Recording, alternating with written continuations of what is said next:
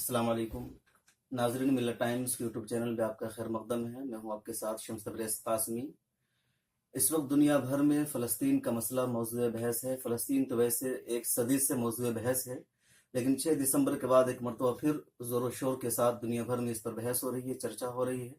उसकी वजह यह है कि 6 दिसंबर को अमरीकी सदर डोनाल्ड ट्रंप ने यरूशलेम को इसराइल की राजधानी तस्लीम कर लिया है और तिल अबीब से उन्होंने अमरीकी सफारत खाना को यरूशलेम यानी मकबूजा बैतुल मक़दिस मुंतकिल करने का ऑर्डर जारी किया है।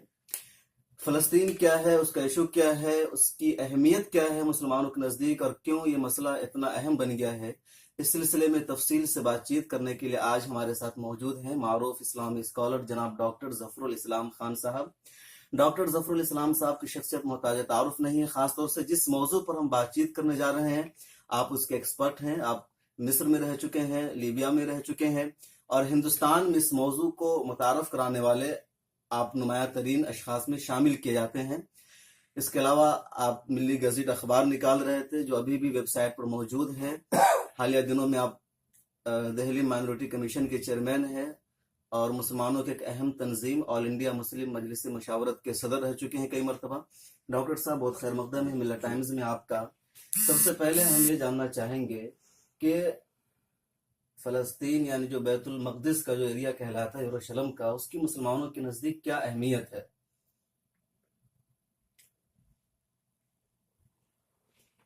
मुसलमानों के नज़दीक उसकी तकरीबन वही अहमियत है जो कि हरमैन की है। और हदीस शरीफ में है कि खुसूसी तौर से ज़ियारत करके किसी मस्जिद में जाना सिर्फ 3 मसाजिद के लिए जायज़ है, और वो हुज़ूर पाक की अपनी मस्जिद और मस्जिद हराम यानी मक्के में जो मस्जिद हराम है और बैतुल मक़दिस, ये 3 के लिए हदीस में मौजूद है। तो गोया ये 3 हमारे लिए बहुत ही मुक़द्दस जगह हैं, मस्जिदें भी है और उसके साथ जो भी लेकिन मकामात। जो मस्जिद हराम है वो सिर्फ हमारे लिए मुक़द्दस है, किसी और मजहब वालों के लिए नहीं, या मस्जिद नबवी शरीफ। लेकिन मस्जिद अक्सा पर हमारे अलावा 2 और मजहब उसके दावेदार हैं और उसे अपनी मुक़द्दस जगह मानते हैं। तो आखिर सही मानों में मजहबी तौर पर इसके सही हकदार कौन है, क्योंकि उनका भी किसी न किसी तरह से अकीदत का रिश्ता जुड़ा हुआ है। नहीं, इसमें कोई शक नहीं है कि उसके साथ ईसाइयों का भी काफ़ी उनको अकीदत है और होनी भी चाहिए, जबकि हज़रत मसीह अलैहिस्सलाम जो है उसी इलाके में और उसी जगह पे पैदा हुए, उसी जगह पे तो नहीं लेकिन उसी इलाके में, और उनकी वफ़ात उनके नज़दीक वहीं पर हुई जिसको क़यामत कहा जाता है, और हमारे नज़दीक माज उठा लिए गए, लेकिन वही जगह है जहाँ पे ये हुआ है। उसके अलावा यहूदियों का उससे बहुत ही अहम रिश्ता है, इसमें कोई इनकार नहीं, तारीख़ी रिश्ता है। और वहीं पर हज़रत सुलेमान का जो पहला माबद था जिसको कि फर्स्ट टेम्पल कहते हैं, सोलोमन टेम्पल या फर्स्ट टेम्पल कहते हैं, वहीं पे बनाया गया था। उसके बाद उसको नबूखदनेस्सर ने जब वहाँ पे तकरीबन 7वीं सदी क़ब्ल मसीह पे जब वहाँ पे हमला किया तो उसने तोड़ दिया और इन लोगों को ग़ुलाम बना करके ले गया, बाबिल ले गया। और फिर तकरीबन 80-90 साल के बाद ये लोग वापस आए तो उन्होंने फिर उसको बनाया, तो उसको सेकंड टेम्पल बनते हैं जो दोबारा बनाया गया। और ये सेकंड टेम्पल भी बाद में हज़रत ईसा के ज़माने में मौजूद था ये, और उनकी वलादत के 70 साल के बाद इसको रोमन्स ने आकर के इसको तोड़ दिया, इसको मुकम्मल तरीके से तोड़ के ख़त्म कर दिया उसको, और वहाँ पर एक मुशरिकाना माबद वहाँ बना दिया जिसको, और इस शहर का नाम जो है एलिया कैपिटोलियो ने रख दिया, उसका नाम बदल करके जेरूसलम के या यरूशलेम कहते हैं ये लोग अपनी हिब्रू ज़बान में। तो वह बिल्कुल ख़त्म हो गया, लेकिन उसके बावजूद यहूदी समझते हैं कि मस्जिद अक्सा इस वक्त जो मौजूद है, बल्कि उसका जो पूरा जो बाउंड्री है उसमें जो दीवार है वो उसी माबद की दीवार है जो कि सन 70 ईस्वी तक मौजूद था। तो इस तरह से वो अपना वहाँ पे रिश्ता जोड़ते हैं, और तारीख में उनको उसके बाद निकाल दिया गया। सन 70 में उनको जो है जो रोमन्स ने हम उन पर, इसलिए कि बहुत लंबी तारीख है लेकिन मुख्तसरन ये बताता हूँ कि ये मुस्तकिल वहाँ पे कुछ न कुछ रिश्ता रवानियाँ करते रहते थे। मिस्रियों को ईरानियों से लड़ाना, ईरानियों को रोमन से लड़ाना, रोमन्स को मिस्रियों से लड़ाना, ये मुस्तकिल उनका काम था ये। उसकी वजह से सबकी उनसे नाला थे, उसी वजह से पहली बार भी हमला हुआ था और दूसरी बार भी जब हमला हुआ तो इसी वजह से हुआ था। तो उन्होंने तोड़ के ख़त्म कर दिया, उनको वहाँ से बिल्कुल निकाल दिया। निकलने के बाद ये पूरे मशरिक़ मगरिब हर जगह पे फैल गए, لیکن ان کے یہاں ایک روایت ہمیشہ سے رہی ہے کہ اگلے سال بیت المقدس میں نیکسٹ ایئر ان جیروزلم، یہ ایک ان کا ایک عقیدہ ہے، اگلے سال ہم واپس آ جائیں گے، لیکن واپسی ان کے نزدیک صرف اسی وقت ہوگی جب کہ حضرت مسیح آئیں گے. ابھی تک ان کے نزدیک حضرت مسیح نہیں آئے. یعنی وہ جو کہتے ہیں کہ حضرت عیسیٰ جو تھے وہ صحیح مسیح نہیں تھے، بلکہ اصلی مسیح کا آج بھی ہم انتظار کر رہے ہیں، اور جب وہ آئیں گے تبھی ہم یہاں واپس آئیں گے. یہ بھی ان کے عقیدہ کا حصہ ہے. اس لحاظ سے اسرائیل کا قیام جو ہے بہت سے یہودیوں کے نزدیک ناجائز ہے. بہت سے یہودی اس کو تسلیم ہی نہیں کرتے. خود بیت المقدس کے اندر ایک یہودی فرقہ ہے، اس کو ناتورائے کارتا بولتے ہیں، ناتورائے کارتا. یہ فرقہ اسرائیل کو مانتا ہی نہیں، اس کو ٹیکس نہیں دیتا. ایسے کتنے لوگ ہوں گے جو اسرائیل کو نہیں مانتے ملینوں ہیں؟ لوگ ہیں، ملینز ہیں ایسے لوگ ہیں جو کہ اسرائیل کو نہیں مانتے، اس کو ناجائز مانتے ہیں. اور یہ پوری دنیا میں پھیلے ہوئے، مشرق میں، مغرب میں، امریکہ میں بھی بہت سے ہیں جو کہ اس کو نہیں مانتے ہیں اور اسی لیے اس کی تائید نہیں کرتے ہیں. لیکن اسی کے بالمقابل ایسے بہت سے یہودی بھی ہیں، اور خاص طریقے سے وہ لوگ جس کو کہ اشکنازی بولتے ہیں، یورپین یہودی، یہ اس کی تائید کرتے ہیں. جیسے مسلمانوں کے درمیان کوئی نیا فرقہ آتا ہے، جیسے کسی نے نبوت کا دعویٰ کیا تو مسلمان پرزور طور پر اس کی تردید کرتے ہیں.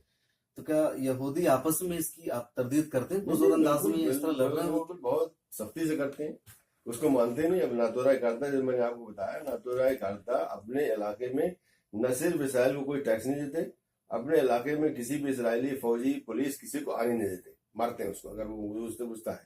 تو یہ ہے. اور اسی طرح کے دوسرے لوگ بہت ہیں جو کہ دنیا میں پھیلے ہوئے. لیکن اس کے بالمقابل ایسے لوگ بھی ہیں، مطلب اس کی مثال ہندوستانی میں دیکھ لیجیے کہ ہندوتوا ماننے والے یہودی، مطلب یہودی ہندوستانی یا ہندو بہت ہی متشدد ہیں. اسی کے بالمقابل دوسرے ہندو ایسے ہیں جو اس کو غلط سمجھتے ہیں اور ان کے خلاف کھڑے بھی ہوتے ہیں، یا کوئی خاموش بھی رہتا ہے. تو اس قسم کی صورتحال وہاں پہ ہے. بہرحال کہنے کا مقصد ہے کہ ان کا معاف کیجیے گا، بیت المقدس سے تعلق بالکل ہے. اور یہی وجہ تھی کہ جب سن 48 میں انہوں نے پوری کوشش کی اس کو قبضہ کرنے کی، لیکن اس وقت جو اردن کا جو کمانڈر تھا، عرب فوجوں نے اس وقت جو ہے مصر کی طرف سے مصر اور ادھر سے اردنی اور ادھر سے عراقی لوگ جو ہے فوجی آ کر کے انہوں نے بچانے کی کوشش کی فلسطین کو، اس لیے کہ وہ قبضہ کرتے چلے جا رہے تھے یہودی. تو یہ جو حصہ تھا اس میں کرنل عبداللہ اطل اس کے کمانڈر تھے اس جگہ پہ، اور یہ بھی تقریباً جا رہی تھی، لیکن انہوں نے بہت ہی شدید لڑائی لڑ کر کے اس کو بچا لیا. اس کو اس طرح سن 48 میں یہ جو ہے اسرائیل کا حصہ نہیں بن پایا. اصلی جو ہے جیسے آپ دلی میں کہیں گے پرانی دلی، اصلی شاہجہاں آباد جو ہے اصلی دلی وہ ہے. باقی جو نئی دلی کو جو ہے یہ سب تو بعد میں بنی ہے، اس کی تاریخی اہمیت نہیں ہے. تو اصلی جو بیت المقدس ہے وہ مشرقی بیت المقدس یا عرب بیت المقدس ہے، جس کے اندر کے یعنی مسجد اقصی ہے، اس کے اندر کنیسۃ القیامہ ہے. یہ سب جو ان کے یہودیوں عیسائیوں، یہودیوں کو تو خیر وہ سمجھتے ہیں کہ وہ جو دیوار ہے ان کی ہے، اس کے علاوہ کوئی آثار نہیں ملے. لیکن عیسائیوں کا آثار قائم ہے، بہت زبردست، بڑے بڑے انہوں نے معبد بنا رکھے وہاں پہ، جس میں کنیسۃ القیامہ جو ہے بہت زبردست ہے. تو یہ سب وہاں قائم ہے. تو جب انہوں نے سن 67 میں، جون سن 67 میں دوبارہ حملہ کیا اسرائیلیوں نے، اس وقت وہ اس کو لے پائے.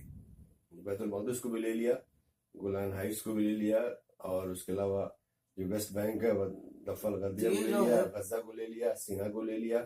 تو اس میں یہ بھی لے لیا. تو لینے کے بعد جو ہے انہوں نے فوراً کچھ ایسے کارنامے کیے جو جس نے کہ وہاں مسخ کرنے کی صورت کیا. جو بیت المقدس کے مطلب معاف کیجیے گا مسجد اقصی کے ساتھ بالکل جو علاقہ ہے، وہاں پہ ایک محلہ تھا، اس کو حی المغاربہ کہتے تھے، یعنی مراکشی لوگوں کا، مغربی مطلب مراکش کے لوگ، مراکشیوں کا محلہ. یہ وہ لوگ تھے جو کہ جن کو کہ سلطان صلاح الدین جب دوبارہ فلسطین بیت المقدس کو لیا تھا صلیبیوں سے، تو ان کو لا کے وہاں بسایا تھا. ان سے یہ کہا تھا تم جو ہے اس کے حارث ہو، تم کو بچانا ہے اس کو. تو اسرائیل نے جب سن 67 میں قبضہ کیا تو صرف تقریباً 6 گھنٹے کا مہلت دے کر کے ان سے کہا نکل جاؤ اس جگہ سے، اور آ کر کے وہاں پہ وہ بلڈوزر سے ان کے سارے گھر گرا دیے. تو آج جو آپ کو بیت المقدس کے سامنے یعنی مسجد اقصی کے سامنے بہت بڑا سا میدان نظر آتا ہے، وہ کبھی نہیں تھا پہلے. وہاں تو صرف ایک جو ہے پتلی سی ایک گلی تھی جس میں آ کر کے وہ لوگ کھڑے ہوتے تھے اور دعا وہ مانگتے تھے، اور وہاں پہ اپنے کچھ پرزے ورزے اس میں ڈالتے تھے اپنی دعا وہ لکھ کر کے. لیکن سن 67 میں آ کے انہوں نے تبدیلی کر دی. پہلی تبدیلی یہ تھی، آگے وہ کر دیا تاکہ ان لوگوں کو وہاں پہ آسانی ہو جائے وہاں پہنچنے کی. اس کے بعد سے پھر دھیرے دھیرے چونکہ مسئلہ लंबा होता गया। उसके बाद से धीरे धीरे उन्होंने और तब्दीलियां शुरू की, जमीनों पर कब्जे शुरू किए, अरबों को वहां से निकालना शुरू किया। खुद मस्जिद अक्सा के नीचे जो है उन्होंने डिगिंग शुरू की। तो अभी जो वहाँ चल रहा है मस्जिद अक्सा में, तो किन लोगों के हाथ में उसका इंतजाम है? मुसलमान मस्जिद अक्सा नमाज खुद पढ़ने की जो है, आज़ादी जो है। कॉम्प्लेक्स है, वो तो मुसलमानों के हाथ में है।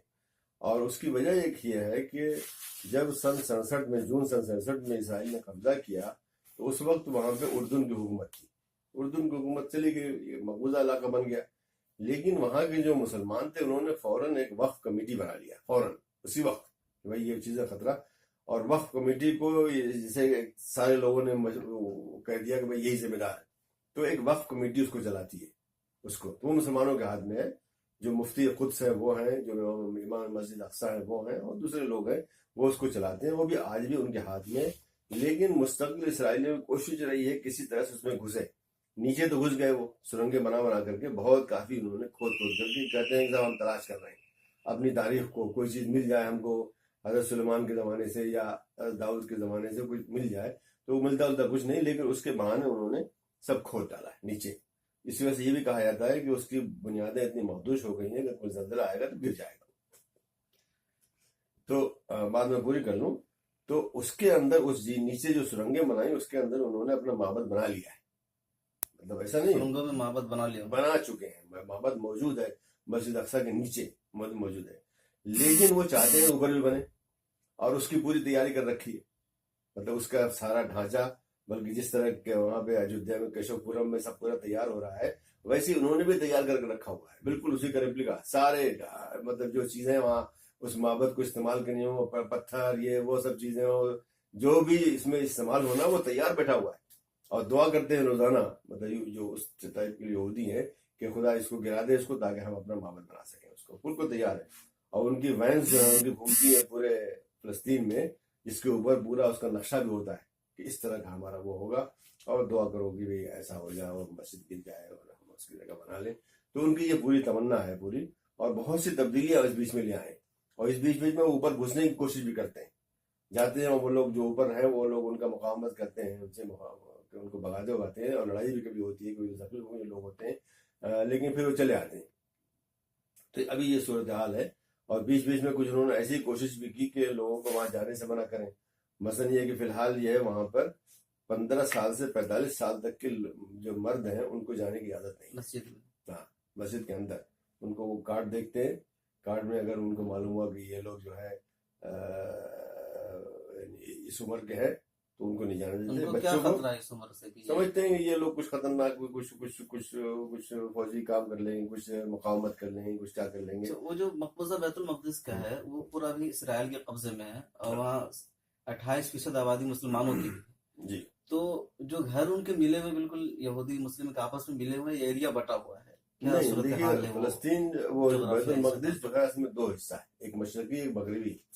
बिल्कुल जैसे कि आप पुरानी दिल्ली और नई दिल्ली सोच लीजिए, वैसी जो है मशरकी। मगरबी जो है वो नया बैतुल मकदिस है, जो कि बाद में अभी अंग्रेजों के जमाने में जब अंग्रेज काबिज थे बना है, और अब इसराइलियों के जमाने में बना है। तो वो एक नया इलाका है, और उसमें कोई आसार वसार नहीं है, लेकिन घर भर सब कुछ है वहां पे।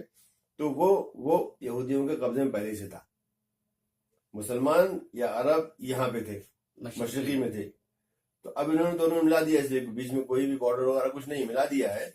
लेकिन इस इलाके के अंदर भी चूंकि मुस्तकिल वो उसी इलाके में नई नई आबादियां बना रहे हैं, बहुत से, जैसे मालिया दोमीम वगैरह जो है, बहुत सी आबादियां, हर आबादी के अंदर करीब 40,000 करीब 80,000 जो है लोग नए इलाके बसा रहे हैं। तो इस तरह से उस इलाके के अंदर भी जहाँ पे मुसलमानों का अक्सरियत या मुसलमान ईसाई मिला करके अक्सरियत होना चाहिए, आज वो तकरीबन अकलियत में जा रहे हैं, हो चुके हैं तकरीबन। और यही उन्होंने नहीं किया, बल्कि उन्होंने यही किया है कि बैतुल मकदिस की जो म्यूनिसिपल जो हदूद हैं वो बहुत बढ़ा दी हैं इधर, मतलब मशरकी वाले को बहुत बढ़ा दी हैं। और वो मकसद ये है कि अगर कोई सेटलमेंट होता है आखिर में, तो हमको ये सब बैतुल मकदिस के नाम पे मिल जाएगा हमको। और जो अभी जो साजिश हो रही है अमेरिका ने जो की है, वो ये कि एक तरह से उसको एक कानूनी जो है उसको एक कवर मतलब दिया इसका जाए। असर क्या, जैसे अभी ट्रम्प ने ऐलान किया कि इसको राजधानी बनाई जाए या सफारत खाना मुंतकिल वहां किया जाए, तो इसका असर क्या पड़ेगा? क्योंकि पहले से उनके कब्जे में है, तो राजधानी कब्जे में तस्लीम है, करने के लेकिन बाद सारी दुनिया कहती है कि ये मकबूजा इलाका है, اقوام متحدہ کی جو ساری قراردادیں ہیں کوئی بھی نہیں کہتی کہ یہ ان کا علاقہ ہے، ان کو یہاں سے نکلنا ہے، چاہے وہ سیکورٹی کاؤنسل کا ہو، چاہے جنرل اسمبلی کا ہو، یا دوسرے یونیسکو وغیرہ کے، ہر جگہ پہ یہی ہے کہ یہ مقبوضہ علاقہ اسرائیل کو بہرحال جانا ہے۔ اور انٹرنیشنل جو لا ہے وہ کہتا ہے کہ جو بھی قابض قوت ہوتی ہے، پاور ہوتا ہے، اس کو وہاں پر کوئی تبدیلی کرنے کا حق نہیں ہے۔ مطلب جیسے ابھی ہندوستان پہ چائنا اگر حملہ کر لے تو جو انٹرنیشنل لا کہتا ہے کہ یہاں پہ آپ کوئی تبدیلی نہیں کر سکتے، جہاں پہ جو چیز ہے وہ ویسی رہے گی، آپ کا قبضہ ضرور ہے لیکن آپ کوئی تبدیلی نہیں کر سکتے۔ یہ نہیں کہ لا کر کے اپنے لوگ یہاں بسا لیجیے اور تبدیلی کر دیجیے یا کوئی لوگ نکال دیے، یہ سب نہیں کر سکتے۔ لیکن اسرائیل کو چونکہ امریکہ کی پوری تائید حاصل ہے اور وہاں پہ امریکہ میں اسرائیلی لابی بہت مضبوط ہے، اس لیے جو چاہتے ہیں وہ کرا لیتے ہیں۔ اس لیے نہیں، یہ نہیں کہ امریکہ کی عوام ہی چاہتی ہے، لیکن جو لابی ہے وہ بہت ہی پاورفل ہے، اور یہ لوگ جو ہے وہاں کے سینیٹرز اور وہاں کے جو کانگریس مین ہیں ان لوگوں کو پیسے دیتے ہیں اور ان لوگوں کو اسرائیل لا کر کے ان کو یعنی ان کی مدارات کرتے ہیں۔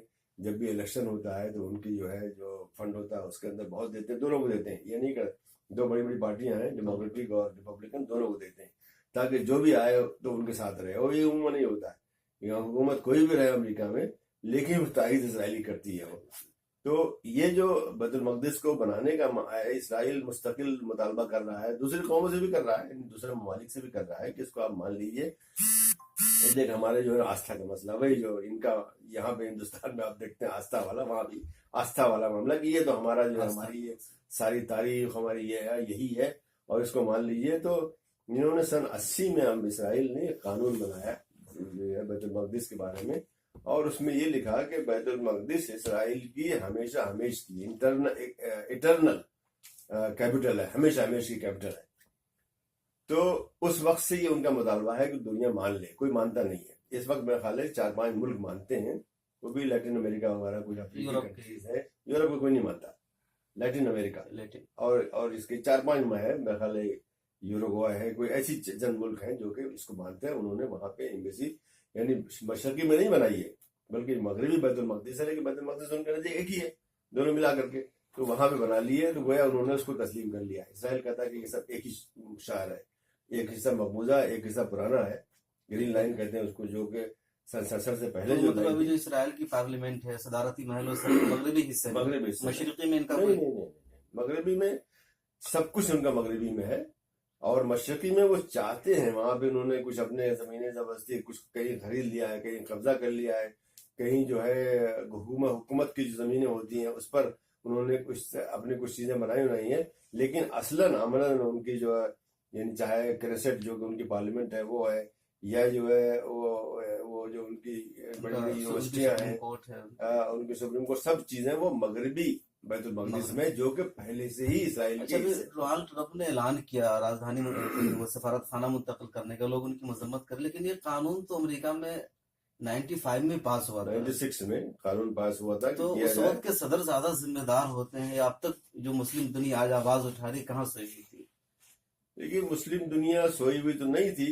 جب سن 69 میں جب مسجد اقصی میں آگ لگائی گئی تھی، اس کے بعد سے جو آرگنائزیشن آف اسلامک کوآپریشن ہے اس نے ایک کمیٹی بنائی تھی، لیکن افسوس ہے کہ اس کا صدر ایسے آدمی کو بنایا گیا جو کہ مراکش کے صدر جو بادشاہ تھے، ان سب سے زیادہ قریبی تعلقات اسرائیل کے انہی کے تھے، اور ان کو ان کا صدر بنا دیا گیا، تو اس لیے عملاً اس پہ کچھ ہوا نہیں۔ لیکن جو عوام ہے، چاہے وہ ہندوستان میں ہو، پاکستان میں ہو، ایران میں ہو، عرب ممالک میں ہو، کہیں میں بھی، وہ اپنی رائے دیتی رہتی ہے۔ وہ مظاہروں میں یہ جو طریقے ہوتے ہیں، جو ڈیموکریٹک طریقے ہوتے ہیں، آپ وہ کہہ رہے تھے کہ انٹرنیشنل لا کے اعتبار سے مطلب سب کو اس کا وہ ہے، تو جو اس انٹرنیشنل لا کی تو اسرائیل جو اقوام متحدہ نے 2 حصوں میں تقسیم کر دیا 1947 میں، اس کے بعد اسرائیل نے قبضہ کر کے مغربی بیت المقدس کو قبضہ کیا، پھر 67 میں اقوام متحدہ نے تقسیم نہیں کیا، یہ بہت ہی غلط فہمی کی بات ہے۔ تو کیا مسئلہ ہے اس میں بتاتا ہوں آپ کو۔ اقوام متحدہ نے جب یہاں اتنا بڑا مسئلہ ہو گیا تو انہوں نے کہا کہ کوئی حل نہیں اس کے علاوہ کہ کوئی اس کو تقسیم کر دیا۔ یہ ریکمنڈیشن تھا، مطلب ایک تجویز تھی۔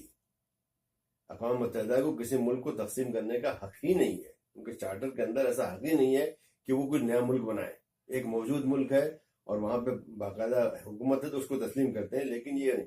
تو وہ جو ریکمنڈیشن تھا، وہ جو पार्टीशन का था, रिकमेंडेशन था, वो तकसीम नहीं। ये तो बिला वजह लोगों को प्रोपगंडा करके बताया हुआ तकसीम कर दिया था अक़वाम मुत्तहिदा ने, इसलिए मान लो तकसीम मुस्लिम कुछ नहीं, वो रिकमेंडेशन था। और उस रिकमेंडेशन को खुद इसराइलियों ने रद्द कर दिया, इसलिए कि उन्होंने उसको नहीं माना, इसलिए कि उसके अंदर जो सरहदें उनको दी गई थी उनको तस्लीम नहीं थी, तस्लीम।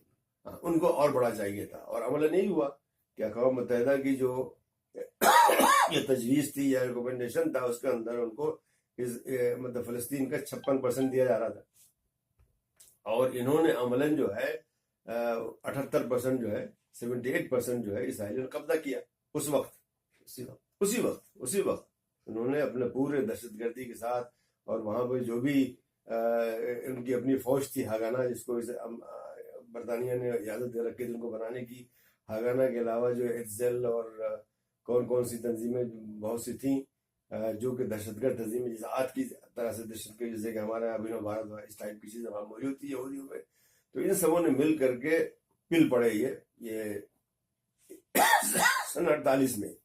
इस बरतानिया जो है वहां से मई सन 48, 14 मई सन 48 को वापस गया, लेकिन ये उससे पहले ही मार्च से इन लोगों ने हमले करने शुरू कर दिए, और वो लोग जो है ना भागने शुरू हुए वहां से। जो लेबनान के पास था लेबनान चला गया, जो सीरिया के पास शाम के पास था शाम के पास चला गया, जो उर्दून के पास था उर्दून चला गया, जो मिस्र के पास था उर्दू मिस्र चला गया।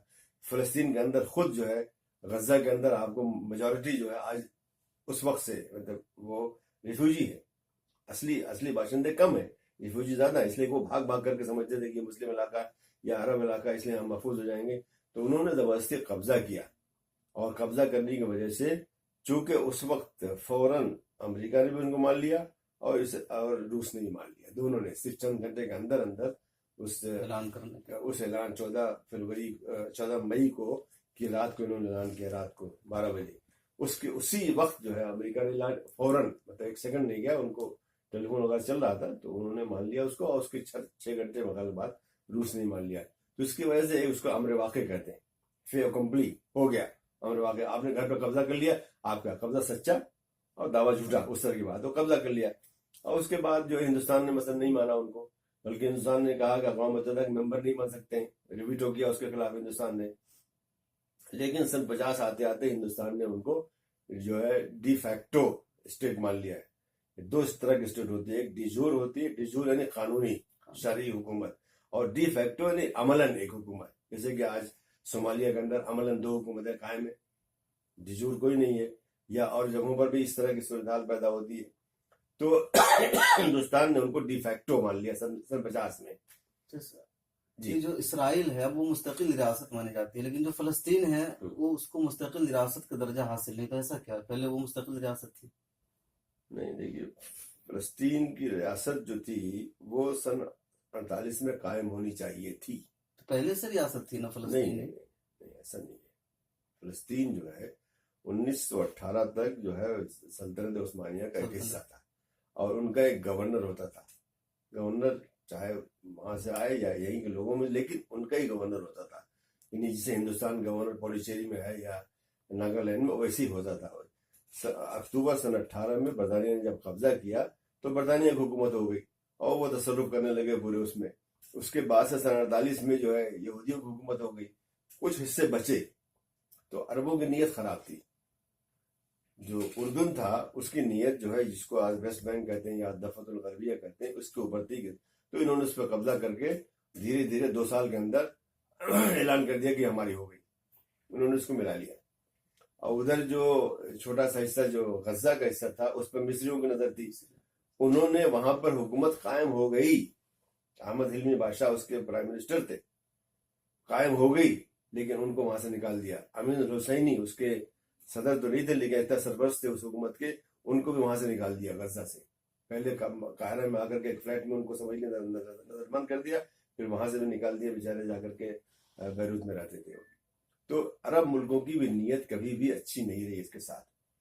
तो ये कहा जाता है कि इसराइल के क़याम में या फलस्तीन, तो मैं उसको पूरा कर दूं, जो आप कह रहे थे कि ये हुकूमत नहीं है, तो ये सूरत हाल हुई। उसके बाद सन 67 में, जिस वक्त के दफा गरबिया उर्दून का था और गजा जो था वो मिस्र के फौजी कंट्रोल में था, उन्होंने बाकायदा नहीं मिला था, लेकिन फौजी कंट्रोल में उनका गवर्नर होता था। सन 67 में ये सब हिस्से इसराइल ले लिए, वो सब इसराइल का हो गया।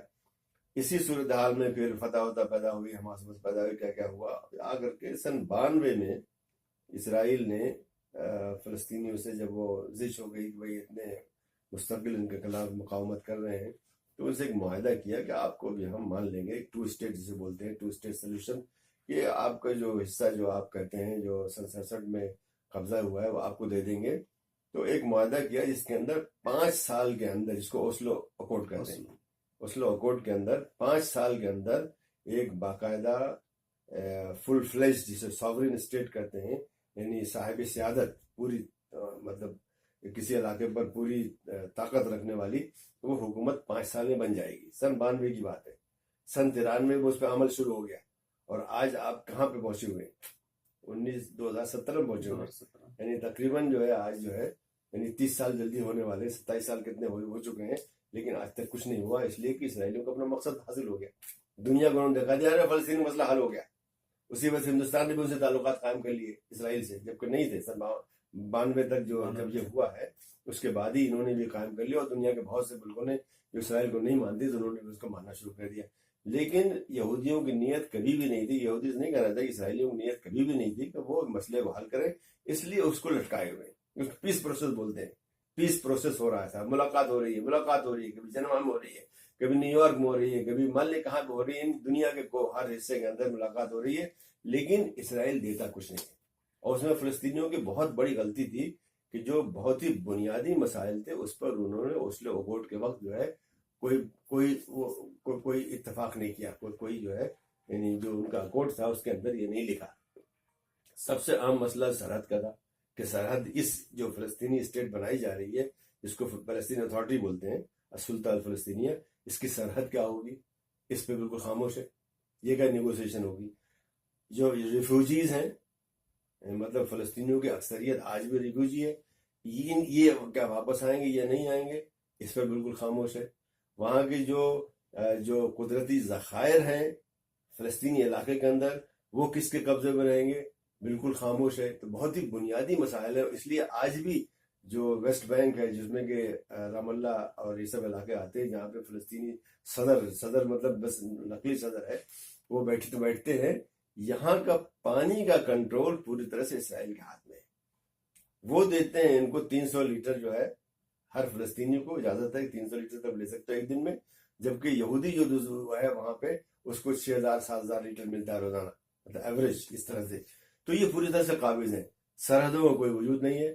وہ جو اچھا بیت المقدس کے مسئلے کے بھی بارے میں خاموش ہے، اوسلو اکورڈ بھی اس کے بارے میں خاموش ہے کہ بھائی یہ بعد میں ہوگا۔ تو جو بیسک مسائل تھے اس کو تو آپ نے اس وقت حل نہیں کیا، اور جلد بازی میں ہم کو چھوٹی سی اسٹیٹ مل جائے گی آ کر کے یہاں بیٹھ گئے، جبکہ یہاں کے ان پہ کوئی ریئل صحیح معنی میں کوئی پاور نہیں ہے۔ رام اللہ میں جو حکومت بنی ہوئی ہے کوئی پاور نہیں، جس دن چاہیں مطلب ان کی حیثیت کیا ہے جو محمود عباس ہیں صدر ان کی حیثیت صرف یہ ہے کہ ان کو اسرائیل نے ایک کارڈ دے رکھا تھا کہ وہ 40 لوگ ہیں جن کو اسرائیل نے ایک کارڈ دے رکھا ہے، مطلب وہ VIP کارڈ ہے، اس لیے ان کو کوئی نہیں پوچھتا، آتے ہیں جاتے ہیں، ہوائی جہاز سے آئیں گے، ان کو کوئی نہیں پوچھتا۔ عام فلسطینی جو بیچارہ ہے وہ صبح سے شام تک جا کر کے لائن میں کھڑا ہوتا ہے، تب جا کر کے وہ چیک پوسٹ پار کرتا ہے۔ ان کی گاڑیوں کے اوپر جھنڈا لہرا رہا ہے، 40 آدمی ہیں، آتے جاتے رہتے ہیں، جس میں کہ یہ جو شاس ہے اور کون قرائے اور محمود عباس، یہ سب لوگ ہیں، یہ تو ان کا اپنا بڑا فائدہ ہے۔ تو فلسطین کی جب ایک حکومت ہے تو اس میں مطلب جیسے حکومت کا جو ڈھانچہ ہوتا ہے کہ پارلیمنٹ ہو، ہاں وہ سب موجود ہے، لیکن وہ سب نقلی اس لیے ہے کہ اس کو کوئی پاور نہیں ہے۔ جب تک آپ کے ہاتھ میں اوکھلائی اسٹیٹ ہو، اوکھلا کے اندر آپ کو پاور ہونا چاہیے، جس کو چاہے گرفتار کریں، جس کو چاہے جیل بھیجیں، جس کو چاہے پھانسی دیں، یہ اختیار ہونا چاہیے اسٹیٹ کو اپنے طریقوں سے، یعنی عدالت کے ذریعے نہیں کہ خود سے، جو آپ کے جو انسٹیٹیوشنز ہوتے ہیں اس کے ذریعے۔ تو یہ انسٹیٹیوشن فلسطین جو چیز جس کو السلطہ الفلسطینیہ یا فلسطین اتھارٹی بولتے ہیں، اس کے اندر موجود نہیں ہے۔ جس دن چاہے اسرائیلی گھس کے اندر آتے ہیں، جس کو چاہے پکڑ کے لے جاتے ہیں، جس کے گھر چاہے وہ ڈائنامائٹ کر کے اڑا دیتے ہیں۔ تو وہاں ایسی کوئی چیز نہیں ہے۔ وہ یہی نہیں بلکہ انہوں نے جو ضفہ الغربیہ جو علاقہ ہے وہ بہت چھوٹا سا علاقہ ہے، کوئی بہت بڑا نہیں ہے، اس علاقے کے 3 حصے تقسیم کریں، ABC۔ اے جو ہے جس میں کہ رام اللہ ہے، اس میں یہ کہتے ہیں کہ فلسطینی پوری طرح سے اختیار رکھتے ہیں، پوری طرح سے پاورفل ہے۔ بی میں ایک حد تک رکھتے ہیں۔ سی جو ہے جو زیادہ بڑا ہے وہ اس میں اسرائیل پوری طرح سے ہے۔ تو اس طرح سے ان کو صحیح معنی میں یہ جو ہے اس کے اندر میں نہیں ہے. اس جس دن چاہتے ہیں اسرائیلی, ابھی کچھ دن پہلے وہاں پہ ایک ٹیلی ویژن تھا جس کو اسرائیلی ناپسند کرتے ہیں, آ کر کے اڑا دیا اس کو خود رام اللہ کے اندر. اچھا جو غزہ کا جو ایریا ہے یہ کون سا ہے؟ غزہ کا ایریا جو ادھر مغرب میں ہے, مغرب میں ایک پٹی ہے, جو پٹی بہت ہی چھوٹی سی پٹی, کوئی بہت بڑی پٹی نہیں ہے, یوں 25 کلومیٹر اور 13-14 کلومیٹر ایسی بہت چھوٹی سی پٹی ہے. یہ پٹی تھی جس کو کہ مصری فوج نے بچا لیا تھا سن 48 میں. اس کے بعد اس میں ان کا فوجی گورنر ہو گیا تھا. اس کے بعد پھر اسرائیل نے قبضہ کیا, لیکن حماس کے آنے کے بعد ان لوگوں نے مستقل جو ہے حملہ کرنا شروع کیا اسرائیلی فوج کے اوپر, یہاں تک کہ وہ بھاگنے میں مجبور ہو گئی. ٹھیک ہے, اور پھر حماس کی حکومت وہاں قائم ہو گئی. پھر الیکشن 2006 میں ہوا, پھر حماس جیت گئی, لیکن اس الیکشن کو چلنے نہیں دیا. امریکہ, اسرائیل وغیرہ وغیرہ سب نے جو ہے اس حکومت گرا دیا ان کو. اس کے باوجود بھی وہ وہاں پہ قابض رہے غزہ کے اوپر, اس لیے کہ وہ سمجھتے تھے کہ اگر ہماری جو طاقت ہے, جو ان کی ریزسٹنس کی جو پاور ہے, جو اسلحے وغیرہ ہے, جو چیزیں ہیں, اس کو محفوظ رکھنا ہے تو یہاں پہ قبضہ رکھنا ضروری ہے. اگر رام اللہ کے لوگ یعنی محمود عباس کے لوگ یہاں آ جائیں گے تو یہ اسرائیل کو ویسے ہی گھسنے دیں گے جیسے کہ وہاں گھستا ہے. تو اس لیے آج تک جو ہے کم سے کم اندر وہ لوگ پوری طرح سے آزاد ہیں. اس مربع کے اندر جو ہے چھوٹا ہی جگہ لیکن پوری طرح سے آزاد ہے. خود وہاں کے رام اللہ کے جو فلسطینی جب وہاں آتے ہیں کہتے ہیں بھائی یہ واحد جگہ ہے فلسطین میں جب کہ ہم لوگ آزاد ہیں. یہ جو آل سعود کے بارے میں, عرب حکمرانوں کے بارے میں کہا جاتا ہے کہ اسرائیل کے قیام میں یا فلسطین کی تقسیم میں ان کا بھی بڑا ہاتھ ہے. کئی لوگوں نے کئی تحریریں بھی لکھی جس میں کچھ ثبوت پیش کیے ہیں. آپ کا ریسرچ کیا کہتا ہے اس بارے میں؟ دیکھیے, سن 48 میں اگر عربوں نے پوری طرح سنجیدگی کے ساتھ, ذمہ داری کے ساتھ اپنا رول نبھایا ہوتا تو یہ نہ ہوتا جو ہوا. یعنی ان کے پاس بہت پاور تھا کہ یہ امریکہ پر اور برطانیہ پر اثر انداز ہوتے, انہوں نے نہیں کیا. بلکہ یہ عام طریقے سے کہا جاتا ہے کہ سن 48 میں جو کنگ عبدالعزیز کی اور امریکی صدر اس وقت تھا, نام یاد نہیں آ رہا, ان کی ملاقات ہوئی تھی بحر احمر میں, فوج اس میں کشتی میں ملاقات ہوئی تھی.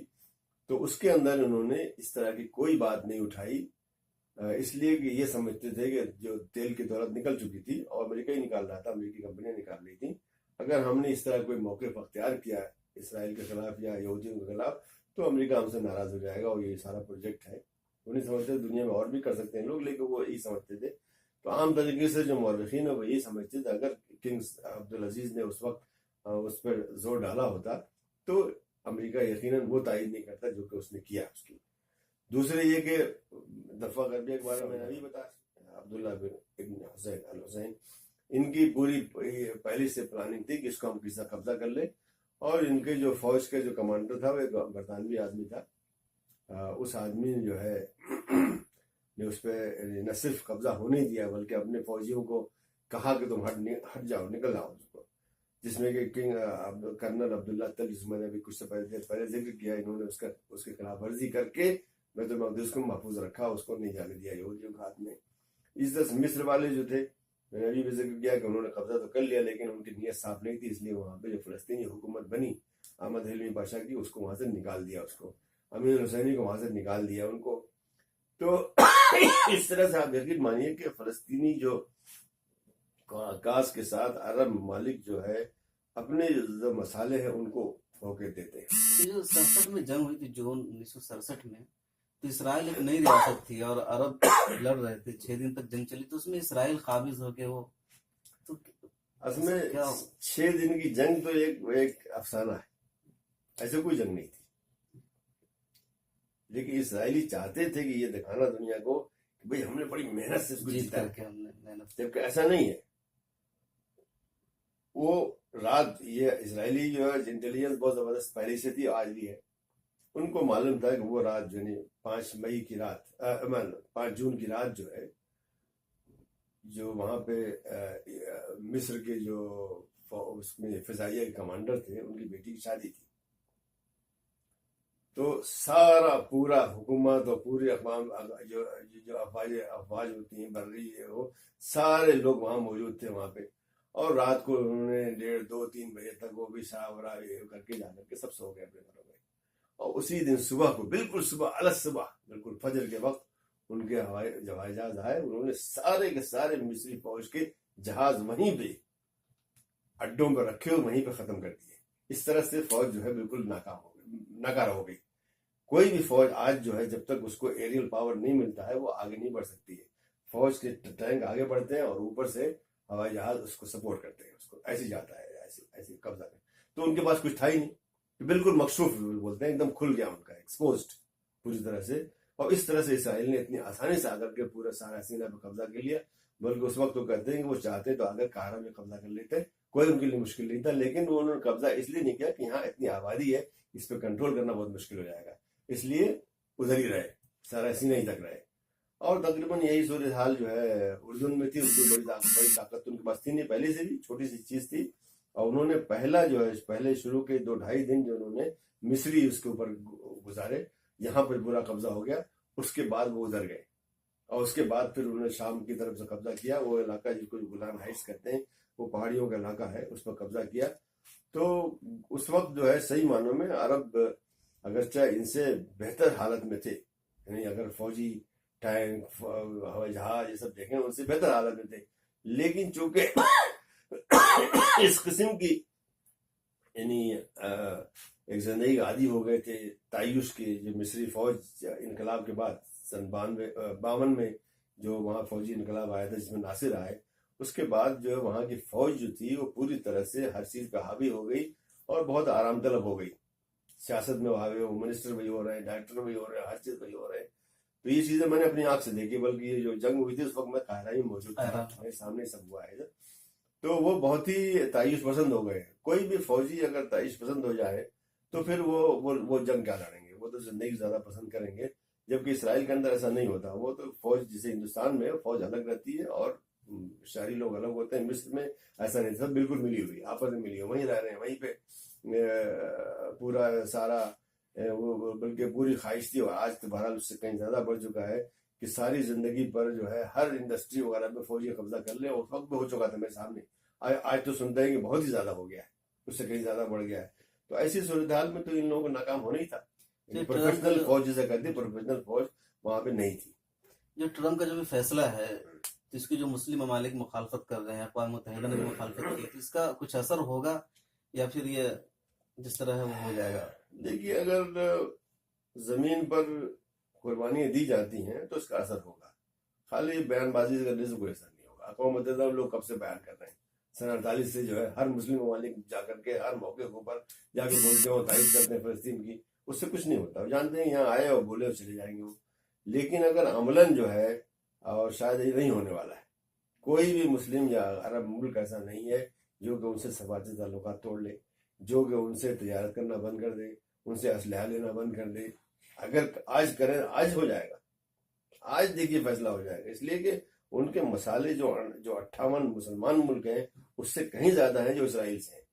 اسرائیل تو ان کا محتاج ہے، ان سے قرض، ان سے پیسہ لیتا ہے، ہر سال تقریباً $3.5 ملین ڈالر، $3.5 بلین ڈالر اسرائیل کو امریکہ سے مدد ملتی ہے، جبکہ یہاں الٹا ہے، ہم ان کو مدد دے رہے ہیں، ان کا اسلحہ خرید رہے ہیں، سب سے بڑی چیز ہے ان کے سامان خرید رہے ہیں، ان کے ساتھ رہتے ہیں ہر چیز کے اندر۔ تو اگر ہمارے ممالک کے کم سے کم اس میں آدھے ہی ممالک ایسے ہوتے جو ان کے سے تعلقات اگر پورا نہ توڑتے تو کم سے کم نیچے کر دیتے۔ یہ اس کے اندر یہ بھی اصطلاح ہوتی ہے کہ تعلقات کو ایک دم نچلی سطح پہ لے آئے، مطلب ایک امبیسڈر نہیں رہے گا، فرسٹ سیکرٹری نہیں رہے گا، کوئی نہیں رہے گا، ایک تھرڈ سیکرٹری رہے گا، اور ایمبیسی کے اندر بس چند لوگ کام کریں گے، ویزے سے بہت مشکل سے ملیں گے، تعلقات ختم کر دیں گے، تجارت ختم کر دیں گے۔ اگر یہ آج بھی کر دیں تو آج بھی یہ مسئلہ جو ہے جس طرح چاہتے ہیں ہو جائے گا، لیکن یہ نہیں ہونے والا ہے، اس لیے کہ عرب اور مسلم ممالک جو اپنے ذاتی جو ان کے مسائل ہیں ان کو تو فوقیت دیتے ہیں دوسرے مسائل پر۔ صرف فلسطین کا مسئلہ نہیں ہے، مطلب جو میانمار کا مسئلہ ہے، برما کا مسئلہ ہے، وہ بھی ویسے ہی ہے، یا پھر چچنیا وغیرہ کہاں ہوا۔ ہندوستان کے اندر خود اتنے بڑے بڑے واقعات ہو گئے، گجرات ہو گیا، مظفر نگر ہو گیا، کہاں آسام میں کیا کیا قتل نہیں ہوا، دہلی میں کیا کیا، کبھی کوئی بولا؟ کوئی نہیں بولتا کوئی، اس لیے کہ ان کے مسئلے ہندوستان سے زیادہ بڑے ہیں ان کے نزدیک، کہ بھائی مسلمان بھی کچھ کٹ رہے ہیں، ان کو کیا فرق پڑتا ہے۔ تو یہ یہود تھے دنیا بھر میں بکھرے ہوئے تھے، سب متحد ہوتے تھے مقصد کے لیے، مسلمان کیوں نہیں ہو رہے اور کیسے ہو سکتے ہیں، اس کا کوئی حل या इस तरह जो फलस्तीन के ताल्लुक से जो नई नस्ल है काफ़ी वो मुश्किलात की शिकार है या जज्बाती हो रही है, कुछ लोग जी। बायकॉट की तहरीक चला रहे हैं इसराइली प्रोडक्ट की, तो उनके लिए आपका क्या पैगाम है? देखिए, सब यहूदी मुत्तफिक नहीं है, लेकिन काफी यहूदी मुत्तफिक हैं। मतलब दुनिया को पैगाम सब दिया यहूदी हुआ तो है नहीं कि है, लेकिन बहुत हद तक, वो भी यूरोपियन यहूदी। असल जो ताकत यहूदी में आज है वो यूरोपियन यहूदी है, वही मालदार है, वही पढ़े लिखे हुए। जो मशरकी यहूदी है, यानी जो अरब ममालिक में रहता था, यमन में रहता था, या इथियोपिया में रहता था, या मराकश में रहता था, ईरान में रहता था, वो दूसरे दर्जे का यहूदी है। यानी वो इतना पढ़ा लिखा नहीं है, वो इतना मालदार नहीं है, वो तो असल जो ताकतवर ज़ाहिर है वो उनके साथ है। ये जो ज़ायनिस्ट प्रोजेक्ट है उसके साथ है। फिर उन्होंने बहुत ही मेहनत के साथ उन्होंने जहां जिस मुल्क में रहते हैं, बस खसूसन अमेरिका में लॉबीज बनाई है, बहुत ही बड़ी बड़ी लॉबीज बनाई हुई है, जो कि मुस्तकिल अंदाज होती हैं। उनके पास जो उनकी सबसे बड़ी जो लॉबी है, जो वहाँ पे एंटी सेमिटिज्म कुछ ऐसा है, कुछ 80 क्या है, उसके अंदर कोई तकरीबन 350-400 करीब लोग फुल स्टाफ काम करते हैं। सोच लीजिए आप कितना बड़ा वो होगा। तो इसी तरह से बरतानिया में, इसी तरह फ्रांस में है, उनकी लॉबीज मुस्तकिल काम करती हैं। और उसकी वजह एक ये है कि वो यहूदी कौम अपने पैसे खर्च करती है अपने कौम के लिए। हर साल जो है न्यूयॉर्क के अंदर एक डिनर होता है जिसमें यहूदियों को बुलाया जाता है इसराइल की तायीद करने के लिए। आपको मालूम है एक प्लेट की कीमत क्या होती है? $1 मिलियन। उसमें होटल में घुसने के लिए, जहाँ पे वो मतलब वो डिनर हो रहा है, $1 मिलियन में एक टिकट मिलता है, वो यहूदी देता है बड़ी खुशी के साथ। हमारे यहाँ कोई करेगा? नहीं करता। कोई अरब नहीं करेगा, कोई मुसलमान नहीं करेगा। तो जब ये नहीं करेगा तो फिर कहाँ से पैसे आएंगे भाई? बगैर पैसे की न लॉबी चलती है, न बगैर पैसे की टेलीविजन चलता है, न बगैर पैसे का अखबार चलता है, न कुछ। तो हम तो चाहते नहीं, हम चाहते हैं कि कोई और कर दे। जब कोई और कर दे तो फिर ऐसे ही है, राम भरोसे जो चलता है वो हमारी हालत है। इसलिए मुझे बहुत ज्यादा यानी ये नहीं है। यकीनन कुछ मुस्लिम नौजवान वगैरह नाराज हैं, नाराजगी बिल्कुल बजा है, होनी चाहिए, लेकिन मैं समझता हूँ इसको गलत रास्ते पे नहीं जाना चाहिए, दहशतगर्दी वगैरह रास्ते पे नहीं जाना चाहिए, इसलिए कि उससे हमारा डबल नुकसान होता है फिर। और उससे जो है हमारे जो दुश्मन है उनको मौका मिलता है हमको मारने का, हमारी जो यानी हैसियत है उसको ख़राब करने का, मुआशरे के अंदर हमको हाशिए मिलाने का, ये सब उनको मौका मिलता है। इसलिए ये नहीं करना चाहिए। लेकिन जो जमहूरी तरीके हैं, मुजाहरे कीजिए, आप जो है उसके खिलाफ लिखिए, उसके खिलाफ बोलिए, कॉन्फ्रेंसें कीजिए, जो भी तरीके मुजाहरे करने के होते हैं या अपनी बात पहुँचाने के, वो ज़रूर कीजिए, किताब लिखिए, पर्चा निकालिए। ये सब जो तरीके होते हैं एक जमहूरी मुल्क में, उसको अपनाइए उसको। लेकिन दहशतगर्दी जो है वो कभी भी किसी वक्त भी मुनासिब नहीं है।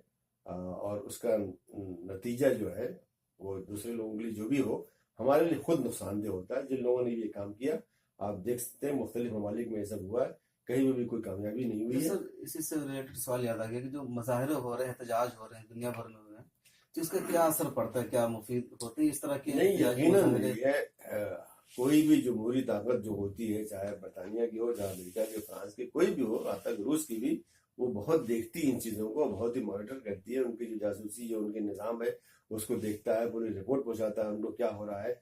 अगर वो देखेंगे कि बहुत ज़्यादा लोग नाराज़ है यकीनन इसमें, और मेरे ख्याल में अब ये इसके नतीजे में फैसला अमेरिका में हो गया है कि इसको फौरन नहीं करना है। इस वक्त मेरा जो तज्जिया है वो ये है कि वो अभी नहीं करेंगे। ऐलान तो कर दिया उन्होंने, लेकिन अमलन जो है उसको नकल नहीं करेंगे। और उन्होंने बात बनाना शुरू कर दिया कि इसमें कई साल लगता है, ये कह दिया ये।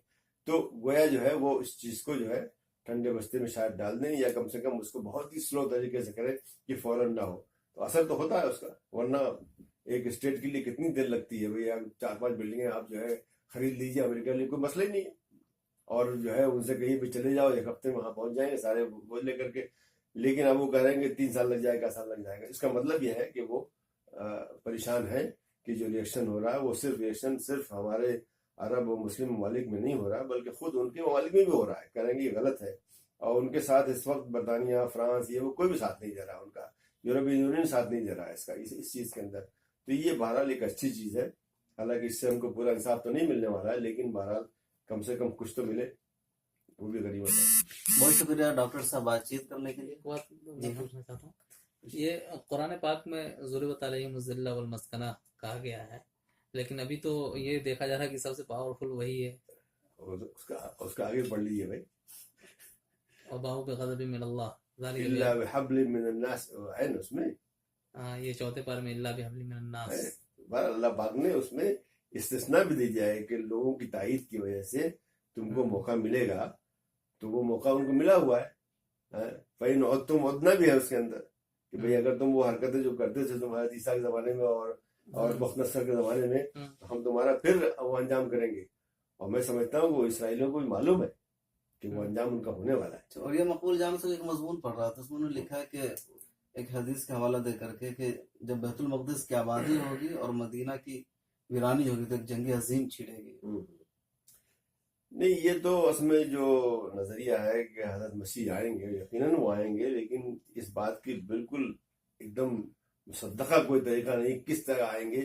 یہ خیال کیا جاتا ہے کہ وہ شام میں آئیں گے، مسجد نبوی کے جو مینارہ حاضر ہوں گے وہاں پہ، اور پھر وہ دجال سے لڑائی لڑیں گے اور اس کو ختم کریں گے اور پوری دنیا میں عدل وغیرہ کر دیں گے. تو یہ چیزیں بہرحال ہیں، لیکن ہم اس کے انتظار میں تو نہیں رہ سکتے.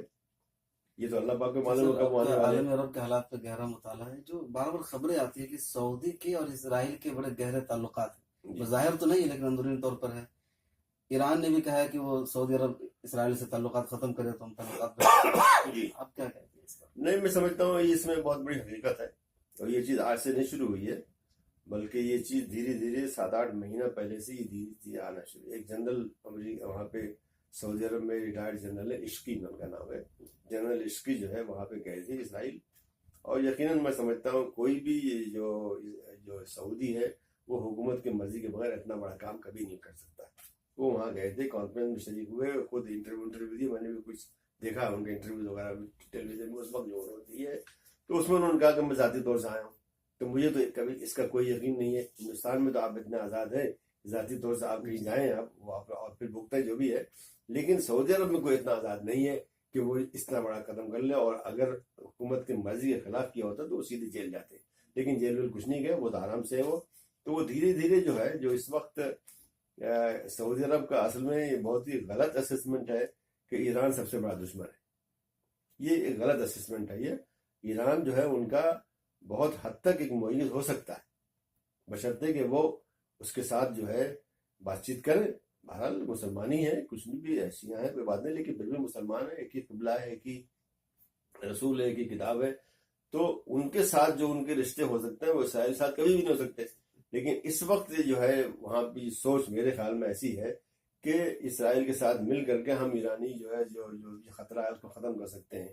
تو میں سمجھتا ہوں یہ سوچ بہت ہی غلط ہے، اور یہ سوچ اگر واقعتاً یہ عملی جامہ پہناتے ہیں اس کو تو سوائے تباہی کچھ نہیں ہوگا. جو آج سعودی عرب معاف کیجیے گا شام میں تباہی ہوئی ہے کہ وہاں تقریباً 80% سب مکانات وغیرہ سب ڈھہ چکے ہیں.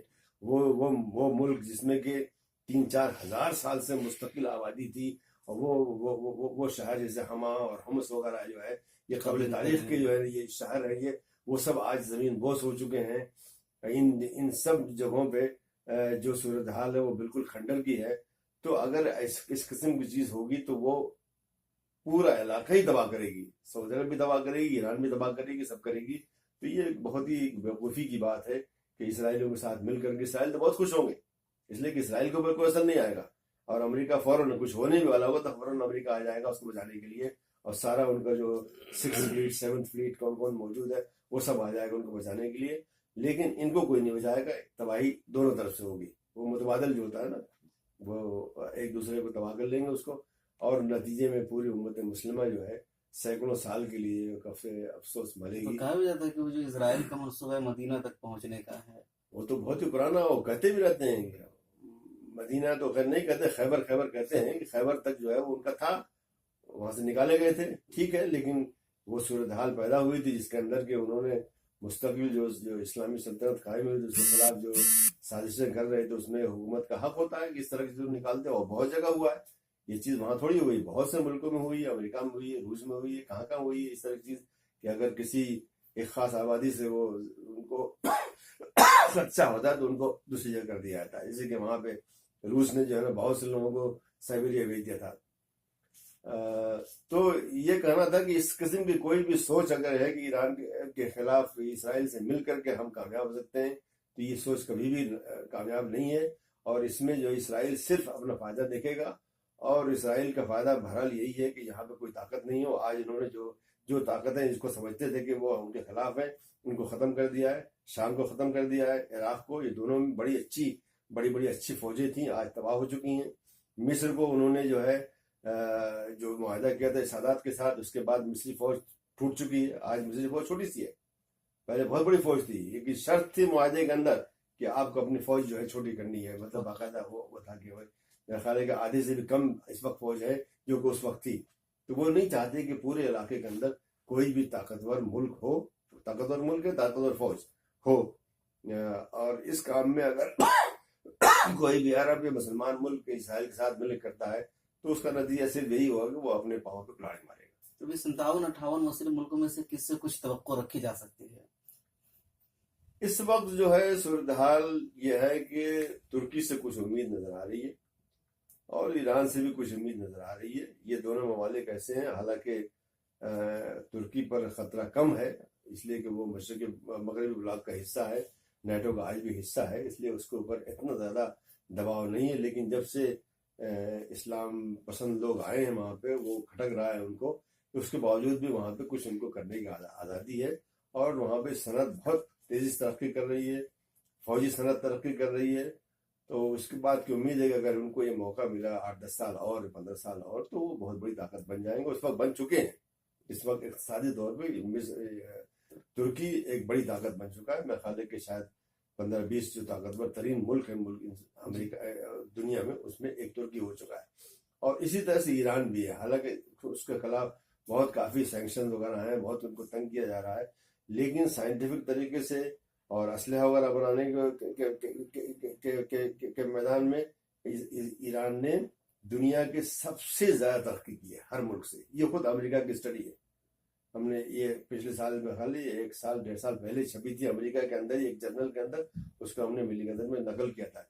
उसमें ग्राफ बनाया था कि दुनिया में सबसे ज़्यादा तरक्की अगर साइंटिफिक और आर्मामेंट्स वगैरह में हो रही है तो ईरान में हो रही है। आज वो अपने जहाज बना रहे हैं, आज वो अपने टैंक बना रहे हैं, अपने ड्रोन बना रहे हैं, हर चीज़ बना रहे हैं। हालांकि उनके ऊपर शदीद सैंक्शन वगैरह नाफिज है, उसके बावजूद। तो ये 2 मुल्क है जिसमें नज़र आता है कि ये मुल्क जो है कुछ कर सकते हैं।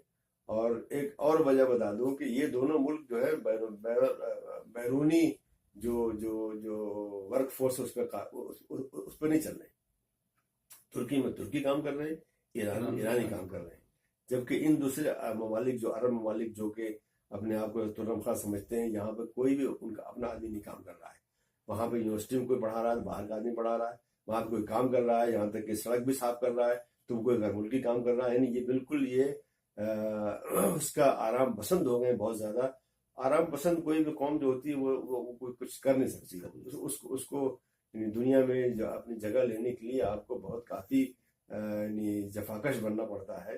हर आदमी, जो ये चीज़ मैंने इंग्लैंड में देखी कि बुढ़े से बुढ़ा आदमी भी जो है मेहनत कर रहा है, खुद अपना घर साफ कर रहा है, खुद जो है गाड़ी चला रहा है, खुद कर रहा है। यहाँ पर तो छोटे छोटे बच्चे भी इस बात के मुंतज़िर हैं कि कोई ड्राइवर उनको ले जाएगा, कोई ड्राइवर उनको ले आएगा। तो ये जो पुरतरामुल जो ज़िंदगी के आदी हो गए हैं ये ममालिक, जो अपने आप को बहुत बड़ा तुर्रमखां समझते हैं, ये चीज़ उनके लिए अच्छी नहीं है। ये इन्होंने अच्छा नहीं किया। इन्होंने अपने अवाम को काफ़ी पैसे दे करके, काफ़ी बड़ी बड़ी तनख्वाहें दे करके, लोन दे करके, वगैरह वगैरह दे करके बिल्कुल इस बात का आदी बना दिया है कि वो बस मुंतज़िर है कि बस स्टेट से हमको मिल जाए।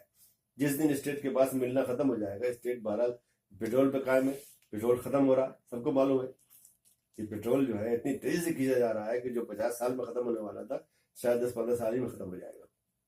तो सारे अरब ममालिक सिवाय खुद कतर के पास गैस बहुत ज़्यादा है। इनके अलावा सबकी जो है जो माली हालत है बहुत ही पतली है। बल्कि सऊदी अरब खुद अब कर्जा लेने लगा 2-3 साल से।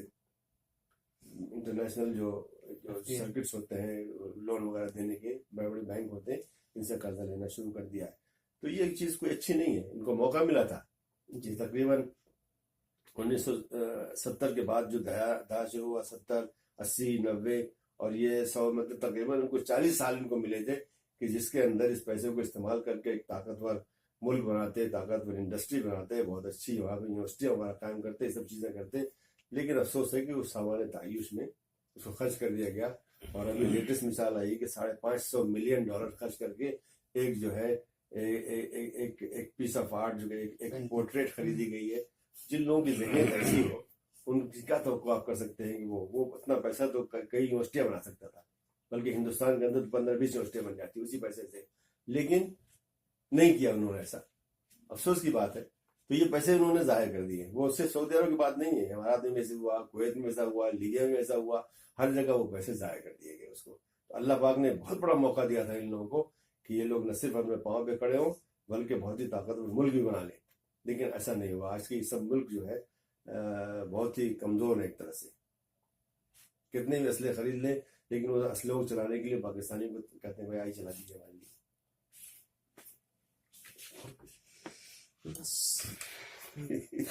بات بہت ہے کہاں تک کی. ناظرین، ہم بات چیت کر رہے تھے ڈاکٹر ظفر الاسلام خان صاحب سے. آپ نے بہت اچھی باتیں کی فلسطین کے تعلق سے، بیت المقدس کے تعلق سے، اسرائیل کے تعلق سے، اور یہ کہ اس کے لیے جو ذمہ دار ہے خدا را ممالک ذمہ دار ہے، ہماری پرتعیش زندگی ذمہ دار ہے. اور اگر زندگی میں کچھ کرنا ہے تو اس کے لیے محنت کرنی پڑے گی، جدوجہد کرنی پڑے گی. بہت شکریہ ڈاکٹر صاحب، آپ نے بات چیت کی، اپنا قیمتی وقت دیا.